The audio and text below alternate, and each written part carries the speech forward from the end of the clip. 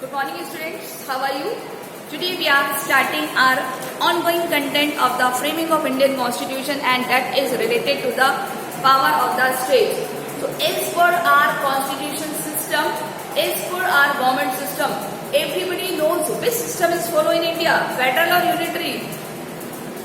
India believe in federal or unitary? Federal system, very good. Which system? Federal system. What is the provision of federal system?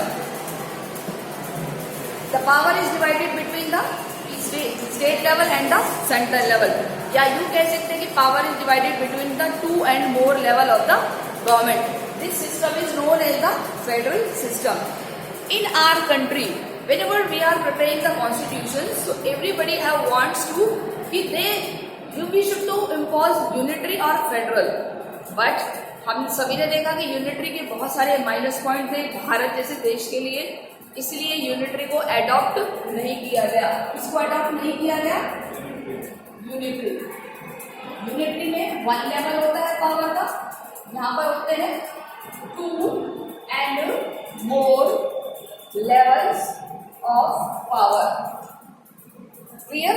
Everybody knows unitary and the federal. Everybody have clear?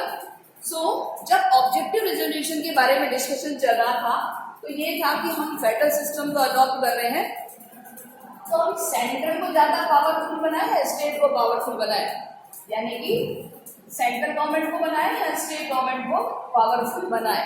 तो इस बात के ऊपर एक क्या हुआ था, debate. कहाँ पर हुआ है? कॉन्स्टिट्यूएंट असेंबली में. क्लियर? अब आपको ये चीज ऐसे याद रखनी है हमारे एग्जाम के पॉइंट ऑफ व्यू से कि सबसे ज्यादा पावरफुल पंडित जवाहरलाल नेहरू थे उस कॉन्स्टिट्यूएंट असेंबली में. सबको पता है वो क्या चाहते थे, which one should be powerful, central और स्टेट? सेंट्रल. तो यहाँ हम क्वेश्चन क्या बनाएंगे कि why did Pandit Jawaharlal Nehru want to central government more supreme, more powerful. So what is the view of Jawaharlal Nehru? किसके व्यू? पंडित JL नेहरू. किसके लिए? For more power to central government. किसके व्यू पढ़ रहे हैं? किसके बारे में? सेंटर को ज्यादा पावरफुल बनाया जाना चाहिए. किसको ज्यादा पावरफुल? कौन कह रहे हैं? पंडित जवाहरलाल नेहरू. और देखिए मैंने इसमें से कुछ पॉइंट सिलेक्ट किए हैं, आप पैराग्राफ में ढूंढना, अंडरलाइन करना जो भी मैंने पॉइंट सेलेक्ट किए हैं. सबसे पहला देखिए मैंने क्या सेलेक्ट किया है, Nehru want to central authority. क्या चाहते थे? Nehru wants to strong, Nehru want to strong central authority. Nehru क्या बनाना चाहते थे? सेंट्रल गवर्नमेंट को ज्यादा सुप्रीम अथॉरिटी बनाना चाहते थे. दूसरा, इसलिए maintain the peace and order and regulation. किस चीज को मेंटेन करने के लिए? What is the meaning of peace? Very good. Capable to maintain peace, capable to maintain peace and regulation. ये 4 मार्क्स में आपके पास क्वेश्चन आया हुआ है. अगर आप पिछले साल के पेपर्स को टैली करेंगे तो आपको पता चल जाएगा कि 4 नंबर का क्वेश्चन है. 2 पॉइंट आ गए. किसके व्यू है ये? पंडित जवाहरलाल नेहरू. किसके बारे में है? किसके बारे में है कि सेंट्रल गवर्नमेंट ज्यादा पावरफुल क्यों होनी चाहिए. तो पहला व्यू क्या दिया उन्होंने कि सेंट्रल सबसे स्ट्रॉन्ग अथॉरिटी होती है, इसलिए उसके पास क्या होनी चाहिए? पावर ज्यादा होनी चाहिए. आप अपनी बुक में से अंडरलाइन कर सकते हो इसको. मैंने इससे सिर्फ सिलेक्टेड पॉइंट्स लिए हैं शॉर्ट में. सेकंड पॉइंट क्या कहता है कि सेंट्रल गवर्नमेंट ज्यादा कैपेबल होती है हमारे देश में क्या रखने में? पीस मेंटेन करने में और रेगुलेशन मेंटेन करने में. तीसरा पॉइंट देखिए क्या बना है, capable for the coordination in among the different matters. Capable to cooperation among the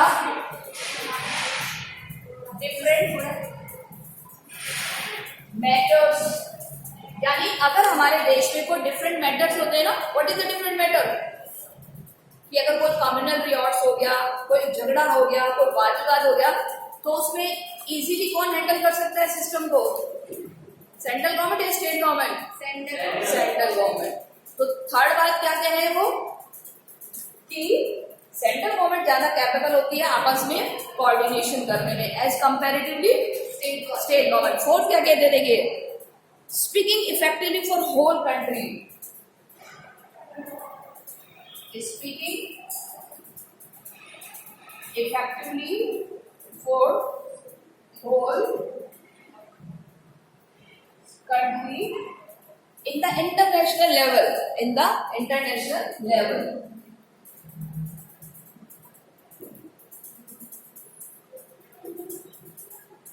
क्योंकि हम जानते हैं इंटरनेशनल लेवल पर कौन सी गवर्नमेंट सबसे ज्यादा पावरफुल मानी जाती है भारत में?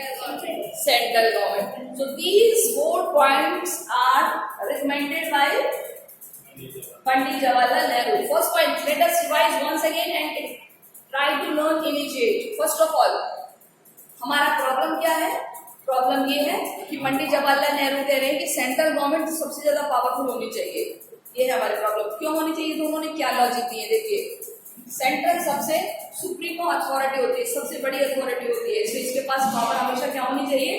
ज्यादा होनी चाहिए। दूसरा, पीस मेंटेन करती है, रेगुलेशन बनाती है, सिस्टम को मेंटेन करती है, इसलिए इसके पास पावर ज्यादा होनी चाहिए। तीसरा क्या कहते हैं कि जितने भी डिस्प्यूट्स होते हैं किसी भी डिपार्टमेंट में, किसी भी लेवल पर, उनके अंदर एक कॉपरेशन बनाने की शुरुआत कौन करता है? इसीलिए इनके पास क्या होनी चाहिए? पावर ज्यादा। And fourth is saying that is कि स्पीकिंग इफेक्टिवली, बहुत अच्छे इफेक्टिवली बोल सकती है इंटरनेशनल लेवल पर। और आपको पता ही है कि जब नॉन अलाइनमेंट मूवमेंट हुआ था तो पंडित जवाहरलाल नेहरू का जो एक सिस्टम था उसमें नैम वाला ग्रुप बना था, उन्होंने कितने इफेक्टिवली कोल्ड वॉर के अगेंस्ट अपनी आवाज उठाई थी। तो ये फेवर में थे किसके? Central government should be much powerful rather than state government. याद हो गए चारों पॉइंट? बिल्कुल याद हो गए। अब आ जाइए ऊपर वाले, जब आप पैराग्राफ को पढ़ेंगे आपको ये चारों चीजें इजीली मिल जाएंगी। ओके, ये मैंने कुछ शॉर्ट समराइज करके लिखा है, आप अपनी बुक के साइड में भी लिख सकते हो, आप अपनी नोटबुक में भी लिख सकते हो। क्वेश्चन मैंने आपको बता दिया है, view of Pandit Jawaharlal Nehru. Okay, now anyone can tell me schedule 7, इसमें लिस्ट कीजिए subject. What is the meaning of schedule 7? Central और यूनियन, सेंट्रल और स्टेट गवर्नमेंट वर्क्स और शेड्यूल नंबर 7, अनुसूची नंबर 7 किससे रिलेटेड है? The list of subjects. किससे रिलेटेड है? The list of subject. अगर हम सरल भाषा में बात करें, अपनी भाषा में, तो कहेंगे काम का बंटवारा किसके बीच? सेंट्रल और स्टेट के बीच। Central and state. क्लियर? कि कितने काम किसको दिए जाए। ये कहां पर मेंशन है हर्ष? कहां पर लिखा हुआ है? शेड्यूल नंबर 7 में। कहां लिखा हुआ है? Schedule number 7। किससे रिलेटेड है बेटा? List of subject. किससे रिलेटेड है? लिस्ट ऑफ सब्जेक्ट मतलब डिवीजन ऑफ वर्क, काम का बंटवारा किसके बीच? सेंट्रल गवर्नमेंट और स्टेट गवर्नमेंट। देखिए, जब हमारा कॉन्स्टिट्यूशन बनाया जा रहा था तो उसी टाइम हमारे पास 7 शेड्यूल आ गया था। क्लियर? क्योंकि 1950 में जब हमारा कॉन्स्टिट्यूशन इम्प्लीमेंट हुआ था तो हमारे पास 8 शेड्यूल थे, आपको मैंने एक बताया था। तो 7 शेड्यूल ऑलरेडी था।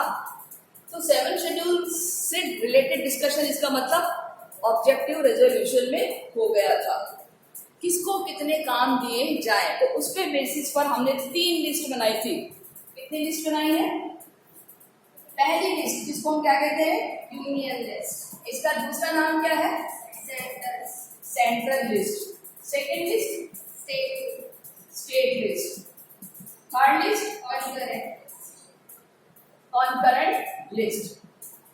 अब देखिए जब हम कोई काम करते हैं ना तो हम काम बांट देते हैं कि भाई इतने तरह के काम आपको करने हैं, इतने तरह के आपको काम करने हैं। काम बांटने से क्या हो जाता है, काम करना इजी हो जाता है, रिस्पॉन्सिबिलिटीज को पकड़ना इजी हो जाता है। ठीक है, तो ऐसे हमने लिस्ट बना दी है काम की शेड्यूल नंबर 7 में, और 3 तरह के काम अलग अलग बांट दिए हैं। जो काम सेंट्रल गवर्नमेंट को करने हैं उसको हमने कहाँ डाल दिए, सेंट्रल लिस्ट में, जिसको हम यूनियन लिस्ट भी कहते हैं। आज लगभग कितने तरह के काम करती है ये, 100 लेटेस्ट है, 100 टाइप्स के काम करती है आज ये गवर्नमेंट, 100 तरह के काम। कौन सी गवर्नमेंट, सेंट्रल गवर्नमेंट। अब आती है स्टेट गवर्नमेंट। स्टेट गवर्नमेंट के पास कितने सब्जेक्ट हैं, 61 सब्जेक्ट। या सब्जेक्ट का मतलब पता है क्या है, काम। ठीक है, सब्जेक्ट का मतलब वर्क। कॉन्करेंट का मीनिंग क्या होता है, यस, ऐसी लिस्ट जिसमें सेंट्रल गवर्नमेंट और स्टेट गवर्नमेंट दोनों मिलकर काम करेंगे, that is known as concurrent list. इसमें कितने काम आते हैं, इसमें आते हैं 52। पहले 57 थे, लिसन, पहले यहाँ 57 थे, लेकिन 5 यहाँ से हटाकर स्टेट को दे दिए। तो इसमें कितने सब्जेक्ट है,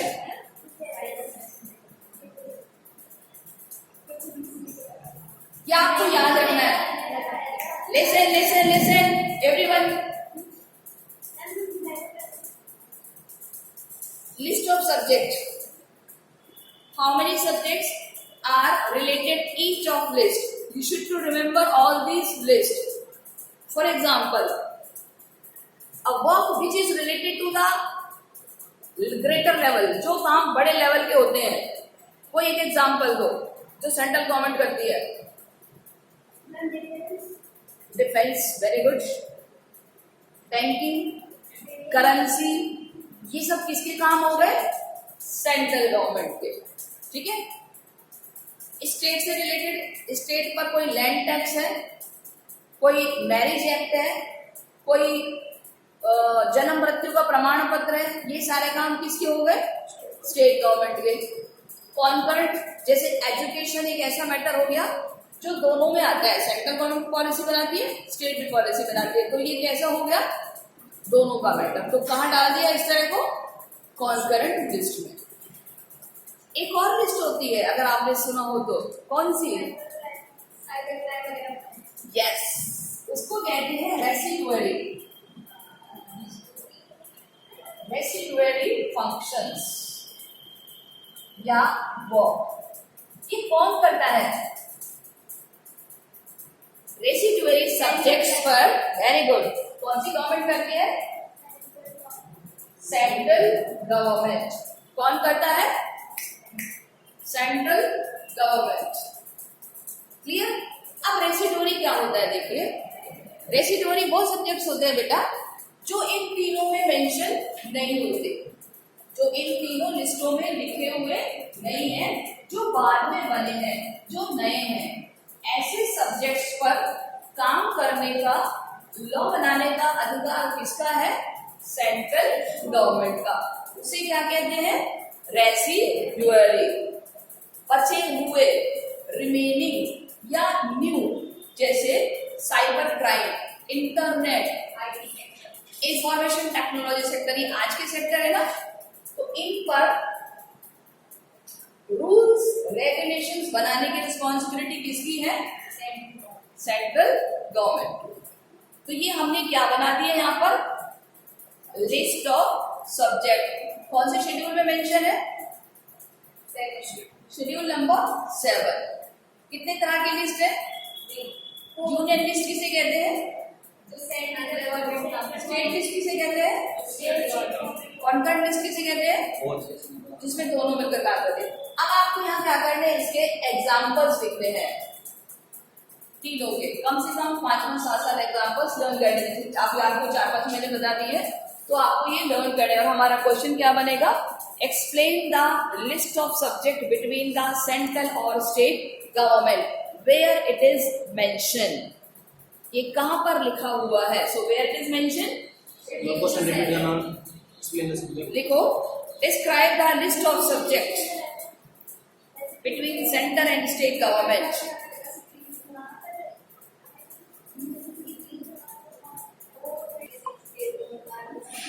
Yes, now we are taking our next question, that is article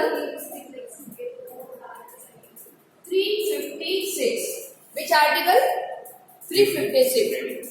आपको पता है 356 कब यूज किया जाता है, at the time of emergency. Clear.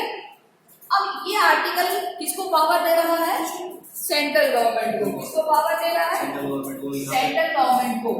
कैसे पावर दे रहा है, जहाँ पे गवर्नमेंट अच्छे से काम नहीं करती स्टेट। एग्जैक्ट। तो कौन रिकमेंड करेगा, गवर्नर। Very good. क्या करेगा, governor recommended to central government to impose emergency on the state. तो अब यहाँ कौन किसके ऊपर हैवी हो गया, स्टेट के ऊपर, स्टेट के ऊपर सेंट्रल हावी हो गया। किसके कहने पर, गवर्नर के कहने पर। तो कौन से आर्टिकल में किसकी पावर बढ़ा दी है, वैसे तो अगर हम देखें तो जो तीनों इमरजेंसी आर्टिकल है कौन कौन से, 52, 56 और 60, तीनों ही आर्टिकल किसकी पावर बढ़ाते हैं, सेंट्रल गवर्नमेंट की पावर बढ़ाते हैं। ये किसके कहने पर लगता है, prime minister, council of minister. ठीक है, प्राइम मिनिस्टर अकेला कुछ नहीं करेगा, काउंसिल ऑफ मिनिस्टर अभी आएगा ये वाला। लेकिन मैम रिकमेंड तो वो करता है ना, ये किसके कहने पर होगा, गवर्नर। ये किसके कहने पर होगा, काउंसिल ऑफ मिनिस्टर। ये याद रखना, फिलअप्स में भी पूछा जा सकता है, ऑब्जेक्टिव में भी पूछा जा सकता है। मैं बाद में बताने नहीं आऊंगी आपको एग्जाम हॉल में, लेकिन अभी मैं आपको कितनी बार बता चुकी, बार बार आ चुका है। ये 3 आर्टिकल किसके कहने पर लगाए जाते हैं। भले ही चाहे प्रेसिडेंट पावरफुल है, लेकिन वो खुद से नहीं लगाएगा जब तक उसको कोई कहेगा नहीं। 352 कब लगाया जाएगा, जब काउंसिल ऑफ मिनिस्टर, जिसमें प्राइम मिनिस्टर दिया जाएगा। जैसे किसने लगाया, इंदिरा गांधी ने। कब लगाया, 75 में। 56 कई बार लग चुका है, हर स्टेट में लग चुका है, राजस्थान में लग गया, पंजाब में लग गया, हरियाणा में लग गया। यानी जब उस स्टेट की गवर्नमेंट सही ढंग से काम नहीं करती तो कौन कहता है, गवर्नर, तब लगाया जाता है। 360 जब फाइनेंशियल क्राइसिस आ जाता है, पूरे देश में आर्थिक इमरजेंसी आ जाती है, तब कौन कहता है, काउंसिल ऑफ मिनिस्टर। लेकिन अभी तक हमारे देश में ये एक बार भी नहीं हुआ। ये 2 लग चुके हैं। ओके, याद रखेंगे हम। नेक्स्ट हमारा जो क्वेश्चन है बड़ा ही ये इस अब की बार वाला बहुत अच्छा है। अभी तक हम 3 क्वेश्चन कर चुके हैं। पहला नेहरू वाला, सेकंड लिस्ट ऑफ सब्जेक्ट वाला, थर्ड वाला हम आर्टिकल 356। अब जो हम अटेम्प्ट करेंगे are question which is very important, the tax division of tax.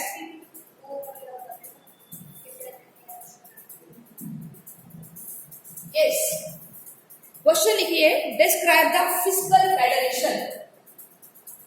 Describe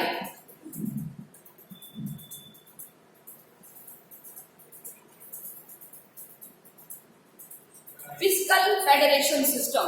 fiscal का मतलब होता है राजकोष, खजाना। फिस्कल मीन्स राजकोष। अब देखिए हमारा राजकोष कैसे भरता है, टैक्स से भरता है। आप सभी जानते हैं टैक्स से भरता है ना हमारा खजाना। तो सरकार का खजाना कैसे भरता है, टैक्स से भरता है। तो इस पैराग्राफ में हम ये देखेंगे कि क्या टैक्स बांटना चाहिए या किसी एक को रखना चाहिए, बांटना चाहिए। लेकिन कुछ कह रहे नहीं बांटना चाहिए, स्टेट गवर्नमेंट को मांगना चाहिए सेंट्रल गवर्नमेंट से कि आप मुझे टैक्स दो, है ना, वो ये कह रही है। लेकिन कुछ लोग कह रहे हैं कि नहीं, दोनों के टैक्स अलग अलग कर दो, सेंट्रल अपना टैक्स ले, स्टेट अपना टैक्स ले। ठीक है, कुछ लोग कह रहे हैं कि ऐसे टैक्स हो कि दोनों ले तो रहे फिर बाद में दोनों शेयर भी करें। तो यहाँ पर एक बड़ी विचित्र सी व्यवस्था की गई है जिसको कहा गया है द फेडरल फिस्कल फेडरल। क्या कहा गया है? Fiscal federal. फिस्कल मीन्स राजकोष। राजकोष मतलब खजाना, सरकार का खजाना। उसका क्या सिस्टम है? टैक्स किसके पास जाता है, कैसे डिस्ट्रीब्यूट होता है। यह हमारा एक लॉन्ग क्वेश्चन है, 4 नंबर में बनेगा। तो हम इसके स्टेप बना देते हैं। पहले आप उस स्टेप को नोट डाउन करना। सबसे पहला कस्टम ड्यूटी और कंपनी ड्यूटी। इस तरीके से आप लिखोगे तो आपको प्लस कंपनी टैक्स ये किसके पास जा रहे हैं? सेंट्रल गवर्नमेंट के पास। ठीक है, एक मतलब एनालाइज करके हम इसको शॉर्ट समरी कर रहे हैं। आप जब पढ़ेंगे तो आपको ये चीज मिलेगा। पहला स्टेप। दूसरा स्टेप क्या बनाया है इन्होंने कि इनकम टैक्स और excise duty. Income tax plus excise duties ये कौन कलेक्ट करेगा? Central plus state. कौन करेंगे? Central plus state. और फिर इसको क्या करेंगे? शेयर करेंगे। क्लियर? Third step. थर्ड अगर हम बात करें तो एस्टेट ड्यूटीज। एस्टेट ड्यूटीज ये केवल और केवल कौन कलेक्ट करेगा? State government. कौन करेगी? State government. आपका जो पैराग्राफ है उसका ये एक निचोड़ निकल के आ गया है। जो आप पैराग्राफ हम अभी रीड करेंगे कि किस तरीके से एक फिस्कल फेडरेशन हमने बनाया है, कौन सी ड्यूटी कौन एडॉप्ट करेगा। अब देखिए, इसके अलावा state can impose extra tax on state government impose extra tax on किस चीज पर ले सकती है? Property tax, sale tax, property tax, sales tax, है ना। इसके अलावा hugely profitable tax, hugely profitable tax, और इसके अलावा एक और है बॉटल्ड लिक्वर, बॉटल्ड लिक्वर। ठीक है, यानी कि जो बोतल में शराब होती है उसके ऊपर टैक्स कौन ले सकता है? State government. ये एक्स्ट्रा बेनिफिट दिए हैं किसको? स्टेट गवर्नमेंट को। Clear? Supply Sansthanam recommended that the overburden of central government की, उन्होंने कहा कि सेंट्रल गवर्नमेंट के पास क्या हो जाएगा? ओवरबर्डन। सो क्या होना चाहिए? Share of work. State government depend on central government, तो हर बार उनको क्या करना पड़ेगा? उनसे पूछ करके काम करना पड़ेगा, उनसे उनको फाइनेंशियली हेल्प देनी होगी। सो संस्थानम ने किसके लिए रिकमेंड किया? He recommend more strong position of state government as similar